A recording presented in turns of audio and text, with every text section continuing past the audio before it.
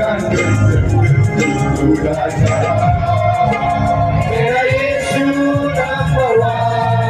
गिबि सेन्टारावनो नोंथांमोननि बे निउज पर्टेलनि गेजेरजों साफ्रोमनिसिम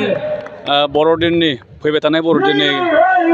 गोजोननाय बयनिसिमबो जासिनाय जाबाय, बयनिसिमबो गाहाम हामलायथिनाय जासिनाय जाबाय। थारैनो दिनै Kokrajhar government college Christmas celebration बानजाय आफादनि बानजायनायाव मोनसे मेहेरगोनां बेबायदि एडभान्स क्रिसमास 2022 बे गाहामै जानानै थांबाय आरो बिथांमोना दिनै बे प्रग्रामखौ जिसाया 9 बालाब 6 सिरि जेराव जोंनि थाखाय सासे बिसा हौवाखौ होनाय जाबाय, जायनि मुंखौ बेबायदि सोमोनांथाव बानजायगिरि आरो जुगामि बिफा आरो सानसेनि राजखुंगुर बेबायदि गुबुन गुबुन मुङै बे मोनसे समाव जे सासे बासायगिरि फैगोन बेबायदि जिसाया बिनि बुंथिनाय बाथ्राखौ लानानै बेखौनो गाहाय आयदा हिसाबै दिनैनि प्रग्रामाव बेबायदि जोङो बाइबेलनिफ्राय सावरायज्लायनाय सोलोंज्लायनाय जादों जे इसोरा बे संसाराव गोजोननाय गैयै संसाराव माबायदि जिसुनि गेजेरजों सान्थि लाबोगोन, इसोरजों मानसिजों आरो जों गावजों गाव माबायदि जोङो सान्थियाव थानो हायो, बे जिसु ख्रिस्ट'नि जोनोम जानायनि साननि गेजेरजों जों बे रादाबखौनो दिनैहाय गोसोखांनानै सावरायलायनाय जादों। जोंनि क'क्राझार सरकारि फरायसालिमा क'क्राझार गभर्नमेन्ट कलेजआ बोसोरफ्रोमबो बेबायदिनो एडभान्स क्रिसमास आरो प्रि क्रिसमासखौ खुंफुंनाय जायो। मानो होनोब्ला बे क्रिसमासआ जाहैबाय जोंनि गथै बुहुमनि मोनसे जिसु ख्रिस्ट'खौ जायखौ जोङो जिजास क्राइस्ट होनो, बे जिसु ख्रिस्ट'नि जोनोम सानखौहाय फालिनाय जायो आरो बे प्रि क्रिसमासखौ फालिनाय जायो जायफोरहाय इनस्टिटिउसन जेरै कलेजफोर माफ्रावहाय जेरै गथ'फ्रा एखेलगे क्रिसमासावहाय फैनायनि सिगांहाय जयै जोङो खौसेयै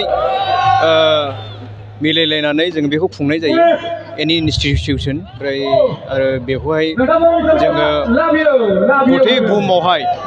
मोनसे सान्थिनि राजा जे प्रभु जिसु ख्रिस्ट'आ जे जोंनि पापनि थाखाय बासायनो थाखाय बे बुहुमाव फैदों, बेखौ बुहुमाव मिथिहोनो थाखाय सान्थिनि राजाखौ मिथिहोनो थाखाय जोङो बे स्टुडेन्ट अर्गानाइजेसना बा कलेजनिफ्राय बेखौ खुंफुंनाय जायो आरो बेजोंनो मेसेज सानो जे क्रिसमासआ जों बयनिबो थाखाय धर्म जाति जेनेबा जाति प्रितिनि खोथा गैया, जोङो बयबो बे क्रिसमासखौ जों फालिनो हायो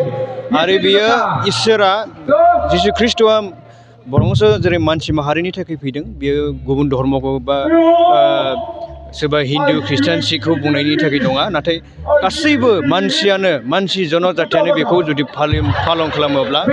खान्थि गोजोननाय अनलायनाय बेखौ जों मोननो हायो। बिनि थाखायहाय जोङो एखेलगे जाहाथे जोङो बे जोंनि बुहुमाव थासान्दि जों हारमनि माने सान्थि भाबै जों अनलायनानै थानाय बेखौनो जिसु ख्रिस्ट'आ बे संसाराव फैनानै जोंखौहाय फोरोंलांदों आरो बेजों लोगोसे आरो जाहाथे जोङो अनलायनो हायो आरो जेरैहायबो जोंनि टीमा जेरैबायदि For us unto a child is born, which is called a wonderful counselor, mighty God, everlasting Father, and Prince of Peace. बेयावनो जों बुजिनो हायो बे इसोरा महान इसोर, काउन्सिलर इसोर, बानजायग्रा इसोर आरो माइटि गड आरो बे जोबथारि सासे बेयो एभारलास्टिं फादार बिफा आरो बेयो सान्थिनि राजा होननानै जोङो बेखौ जों फोरमायनाय जायो आरो बेजोंनो लोब्बा लाखिनानै जे क'क्राझार गभर्नमेन्ट कलेजआबो बेखौहाय 2022आवहाय दिनैनि 3 डिसेम्बरावहाय बेखौ खुंफुंनाय आखायाव लानाय जाबाय। एसेनोसै।